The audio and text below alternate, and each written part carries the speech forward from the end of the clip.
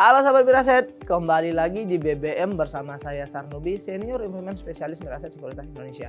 Kalau sebelumnya kita sudah membahas tentang moving average, kemudian RSI dan stokastik, kali ini kita akan membahas salah satu indikator yang cukup familiar juga, yaitu MACD.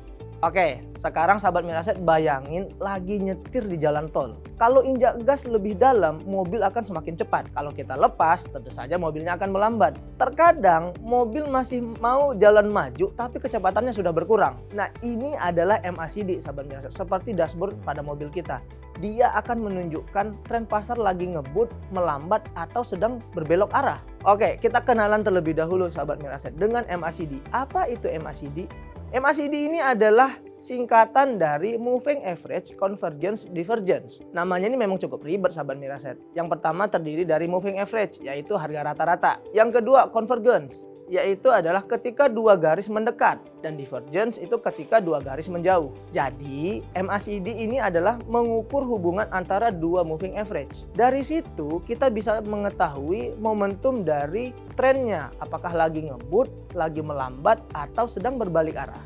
Pada umumnya, MACD itu terdiri dari 3 komponen sahabat Miraset, yaitu ada MACD line, kemudian ada signal line, dan juga ada histogram. MACD line ini biasanya selisih antara EMA 12 dan juga EMA 26. Ini garis utama yang memberitahu kita momentum jangka menengah. Kemudian ada signal line. Ini biasanya adalah EMA 9 dari MACD line.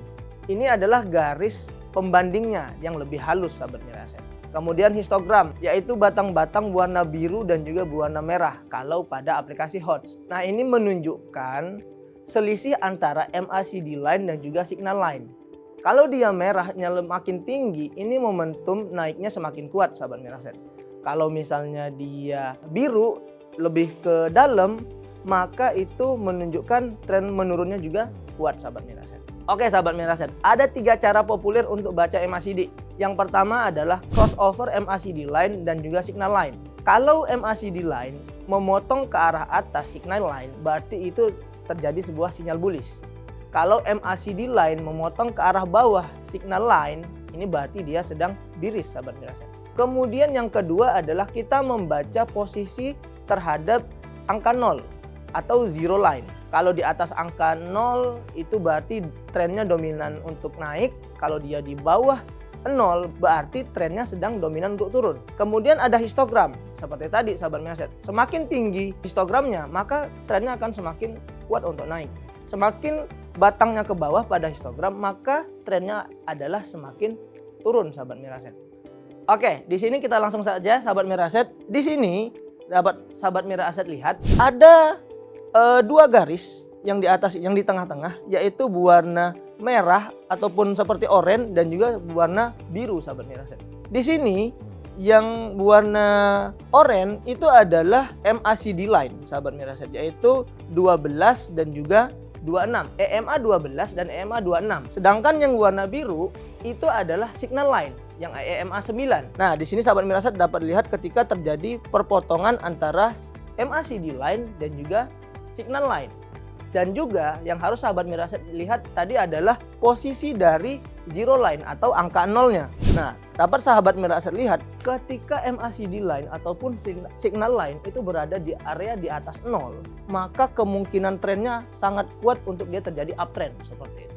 Hal yang terjadi sebaliknya, ketika dia berada di bawah 0 seperti ini contohnya, maka itu sedang terjadi downtrend sahabat Miraset atau bearish. Oke, sekarang kita lihat pada histogram. Ketika histogramnya berada di ke arah bawah seperti tadi, semakin panjang histogramnya ke bawah, maka kemungkinan untuk terjadinya sebuah downtrend itu semakin kuat sahabat Miraset. Dapat dilihat di sini. Nah, di sana adalah ketika terjadi histogramnya panjang ke arah atas. Dapat dilihat itu terjadi sedikit uptrend seperti itu. Ini sahabat Miraset dapat coba di rumah untuk melihat dan juga cara membaca MACD.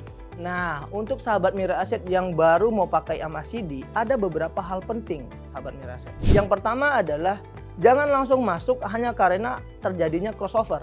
Lihat juga posisinya terhadap garis 0 sahabat Miraset. MACD ini lebih efektif kalau dipakai di pasar yang mempunyai tren yang jelas. Kalau sideways sepertinya kurang cocok sahabat Miraset karena akan lebih banyak jebakannya. Cocokkan juga sahabat Miraset dengan support dan resisten, serta jangan lupa volume adalah indikator yang cukup penting untuk menandakan sebuah tren. Yang perlu diingat sahabat Miraset, MACD ini bukan alat untuk meramal, tapi alat bantu kita untuk membaca tren dan juga momentum.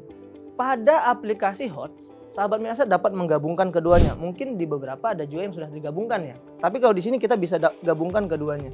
Jadi lebih menghemat kita dalam tampilan layar seperti itu. Garis nolnya juga sama, sahabat Miraset dapat lihat di sini. Dan juga dapat membacanya secara lebih mudah. Ketika terjadi sebuah downtrend, maka dia di bawah. Dan juga kita lihat dia berada di bawah garis nol seperti itu.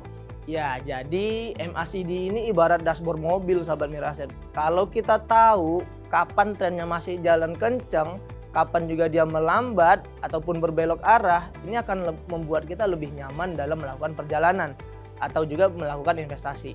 Nah, itu saja sahabat Miraset untuk konten BBM kita kali ini. Semoga bisa bermanfaat dan juga bisa dipraktikkan sendiri di rumah. Sampai jumpa di konten BBM selanjutnya dan happy cuan!